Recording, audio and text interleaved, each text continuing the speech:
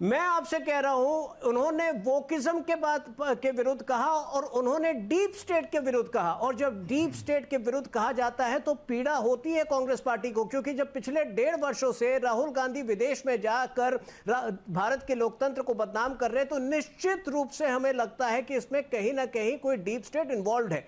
अब मैं फाइनल आपसे पूछ रहा हूं, देखिए महाराष्ट्र में हमारे विषय क्या है, महाराष्ट्र नहीं कर रहे, चुनाव आने वाले हैं। एक सेकंड, आप भी महाराष्ट्र में बैठे हैं, आप भी महाराष्ट्र में बैठे, इसलिए मैं सीधा सवाल आपसे महाराष्ट्र के विषय में पूछ रहा हूं। महाराष्ट्र में हमारे विषय क्या है?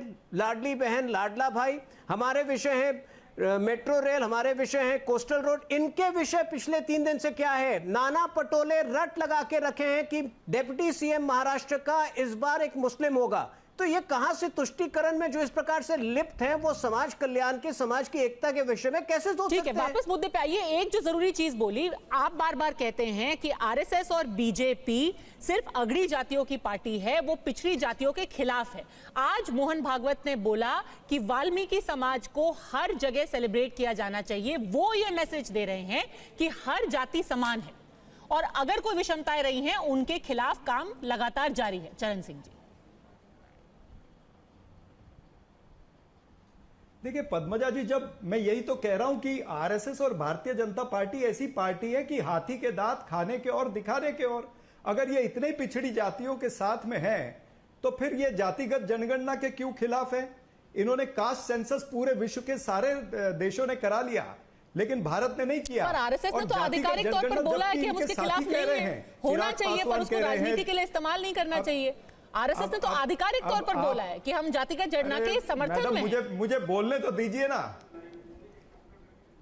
देखिए आपकी समस्या ये है पद्मजा जी, आप मेरे से बहुत सयानी है, मैं मानता हूं। नहीं सर, बिल्कुल भी नहीं। आप इतने आप बहुत बड़े नेता हैं, बट मैं सिर्फ इतना आपने क्योंकि कहा वो इसके खिलाफ है, मैं उसको थोड़ा सा करेक्शन कर रही थी बस। नहीं, मैं देखिए वो करेक्शन, अगर मैं बीजेपी पे कोई एलिगेशन कर रहा हूं तो उसका करेक्शन बीजेपी का प्रवक्ता करे, आप कृपया करके मत करिएगा। मैं ये कह रहा हूं कि जब इनके साथ में रहने वाले, चाहे वो निषाद पार्टी है, ओम प्रकाश राजभर है, सभी लोग कह रहे हैं कि जातिगत जनगणना होनी चाहिए, फिर ये क्यों नहीं कर रहे भाई? जातिगत जनगणना के ऊपर कह दे नरेंद्र मोदी कि हम करने के लिए तैयार हैं, या हम फलाने महीने से हम जातिगत जनगणना चालू कर रहे हैं, क्यों नहीं कह रहे? तो ये तमाम सारी बातें हैं, इनके हाथी के दांत खाने के और दिखाने के और है। फिर इन्होंने प्राइवेटाइजेशन के अंदर बड़ी बड़ी नवरत्न कंपनियां जो निकाली है, क्या उसमें रिजर्वेशन क्या उसमें खत्म नहीं हुई है? तो ये आरक्षण के ऊपर डायरेक्ट या इनडायरेक्ट अटैक तो है ना मोदी जी का। तो नरेंद्र मोदी आरक्षण विरोधी है, ये सिद्ध हुआ है। तो हम संविधान बदल देते। सबसे पहले पद्मजा जी, मैं विरोध जताना चाहता हूं। इन्होंने एक शब्द का प्रयोग किया आपके लिए, सयानी। सयानी का अर्थ स्लाई होता है। मैं इस प्रकार की भाषा का स्पष्ट विरोध करता हूं। अब मैं आ रहा हूं कास्ट सेंसस पर। देखिए आरएसएस ने भी अपना रुख स्पष्ट कर दिया है कास्ट सेंस के विषय पर, और हमने भी अंग्रेजी मत समझाइए, इसलिए अब मैं कास्ट परिभाषा को बदली मत करिए। आपको हिंदी आती है, आपकी गलती नहीं है।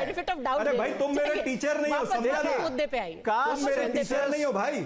कास्ट सेंसस तो पहले तो तुम बोलना बंद करो यार। जानता हूं बराबर क्या बोलना है। देखिए कास्ट सेंसस के विषय पर मैं अपना रुख स्पष्ट कर दूं। तुम मेरे टीचर अलग बात है।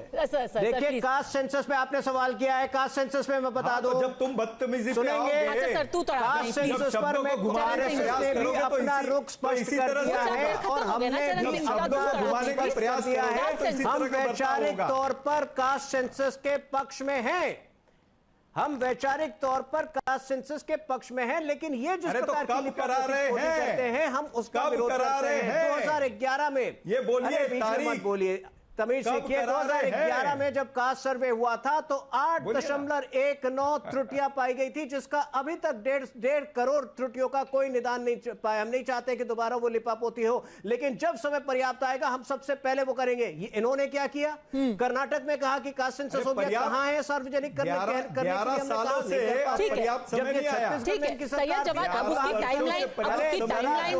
टीवी पे डिसाइड नहीं हो सकती, दिखाइए टीवी पे डिसाइड नहीं हो सकती, पर जहां तक फंडामेंटली कौन उसके पक्ष में है, विपक्ष में है, ये बात साफ हो चुकी है।